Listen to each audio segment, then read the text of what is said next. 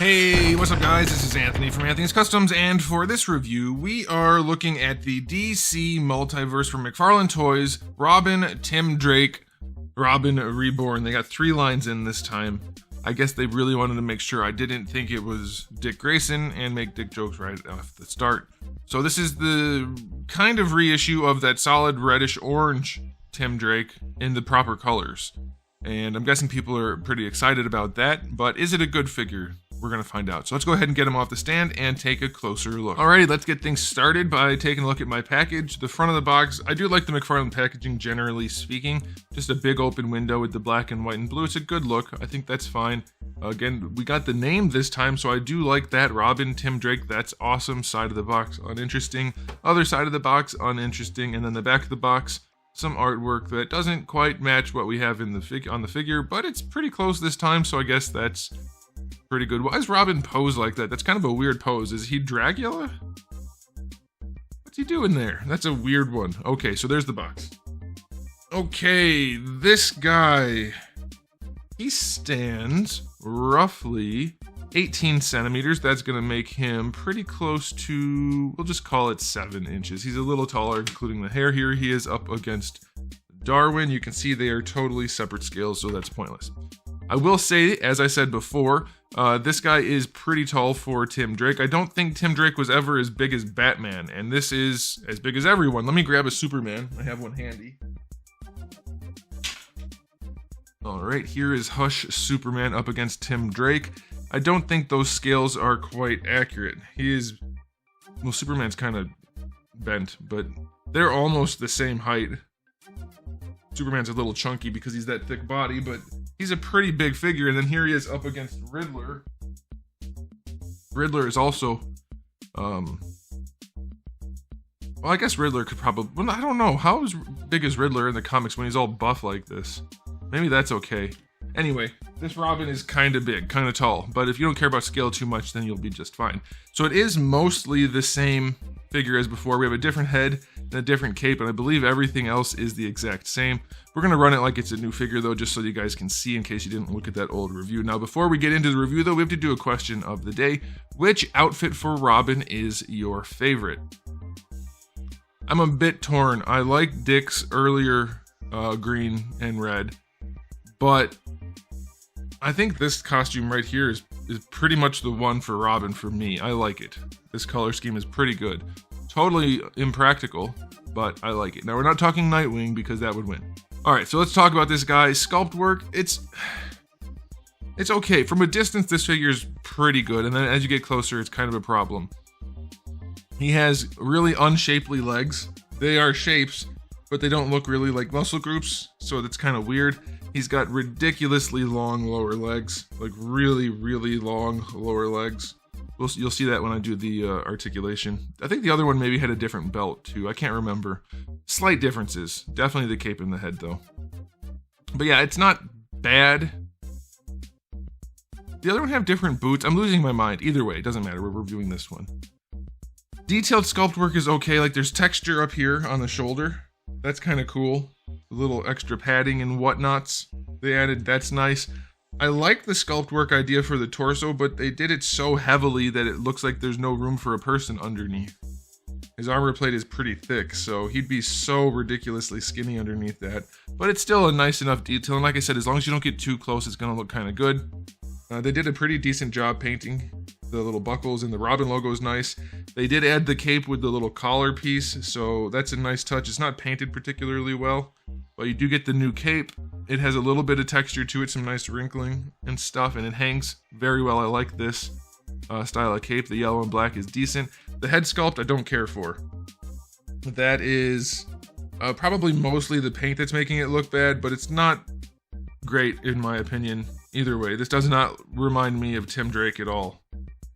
Don't care for it, and he's really pale. Not loving that head sculpt. So aesthetically, it's okay.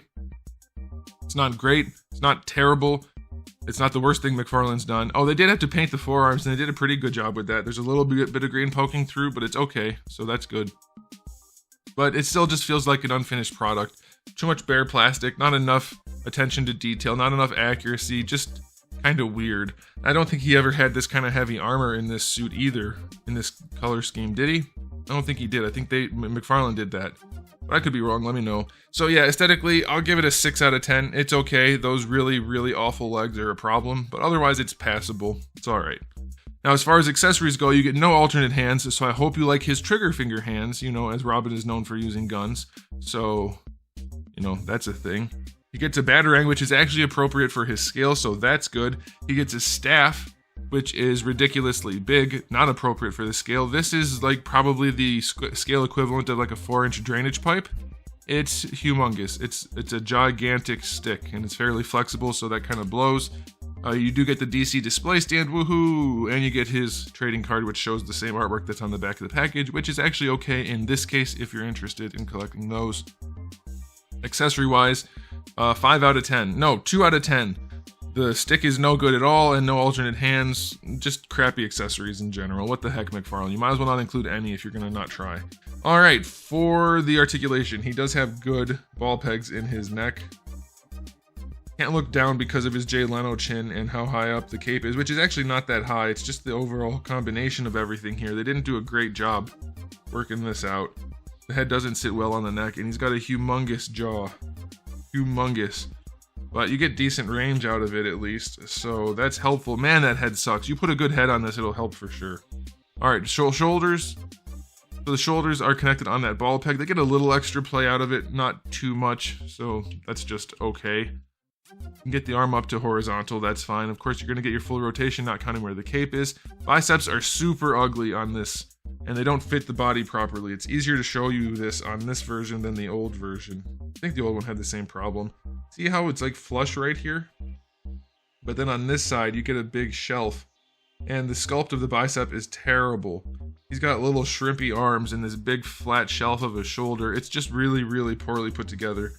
I've decided that McFarlane Toys either has a bunch of sculptors who suck, or good sculptors, but then project managers who have no idea what they're doing and they're making the sculptors do bad stuff. But there's definitely too many problems with the sculpts on these figures. It's just unacceptable. It's so bad. Like, when you rotate the arm isn't even... The triceps sticks out farther than the green part. The green part's fairly big, it's just not centered. At least center it so that doesn't happen, or you could actually just do a good sculpt and a standard standard shoulder joint. What the heck? Or bicep swivel. I can't speak. I speak as well as they sculpt. Okay, so you get your double jointed elbow. That's okay. That does emphasize how crappy the bicep is. Like, no muscles at all on this guy. Weird, weird, weird. All right, wrists are on a ball hinge. That's a good thing. I like that. Diaphragm joint on this guy. Leans back a little bit, but not too far. Does look kind of goofy because of the armor plating. Doesn't lean forward or side to side very well at all. You do get rotation. Down here we have another ball peg. That leans back. Doesn't lean forward. Does lean side to side. So it's average for a crappy set of torso joints. It's not particularly bad, but it's not good at all. We've seen worse is what I'm trying to say, but this is pretty bad. All right, he does do the full-on splits, so that's a good thing. Bring the legs forward, can't do. Diaper is too low. And you can kind of do, but not enough. Not for somebody flexible like Robin, so that's not great. It looks good in a neutral pose, but these are action figures, Todd. Cut out a little more of the diaper so that we can pose them. Alright, no thigh swivel to speak of. Double jointed knee is hideous. Oh, come on. But you get good range, but you can see how ridiculous the proportions are. This whole chunk right here should be the same length as the upper leg. So this should be a little bigger, this should be a little smaller. Balance that out, and it'll look way better. But it does have good range, so I guess if you don't care about proportions, you win. Humongous ankle joint, which you would think would be a good thing, and you get good range, but these ratchets are so heavy, it's very difficult to find neutrals to get the figure to stand properly, so that's unfortunate. But you do get, obviously, a really good ankle rocker as a result. Toe hinge is well sculpted and well enough placed, but it's pretty loose. Okay, so articulation on this guy, still not very good. I'm gonna say it's a 6 out of 10. It'll pose, but not particularly well. And it's not gonna look great doing it, so not good articulation, not good sculpting, unfortunately, on this guy. So the last thing to do before we do a final rating is a cake rating. And that is, they added some padding on there to make him look a little bit better, but his cake is just not, it's there. He can have like a 4. it's okay. It's not impressive. The padding helps, but not enough. All right, final verdict on this guy. It's a much better looking figure than the first one. It's a little bit better executed. Paints are a little bit cleaner, but they're not great, especially around the neck. Sculpt is still weird. The new head sculpt is not good. I do like the new cape. It's just another It's okay. I'll give it a 7 out of 10 for the final verdict. It's just not good enough. And the reason it's not good enough is they have all of the things that they need. These are mostly new sculpts. Like, this is a reissue of an old sculpt, but that was a new sculpt at the time. It's unique to this. Make it good. It doesn't cost more to make it good. To do it properly, you have to engineer it anyway. You might as well do it properly. And they don't. So yeah, a generous 7 out of 10 at this price point. It's okay, but a Robin with trigger fingers and an ugly head and not great poseability, not great sculpt is just not really something we need in our collection. So that's my 2 cents. Thanks for watching, guys. If you enjoyed the video, please do give it a thumbs up. If you didn't, give it a thumbs down. And if you haven't subscribed, you should. I have new videos almost every single day and thousands already on the channel. So make sure you come back for all of that. And in the meantime, keep collecting.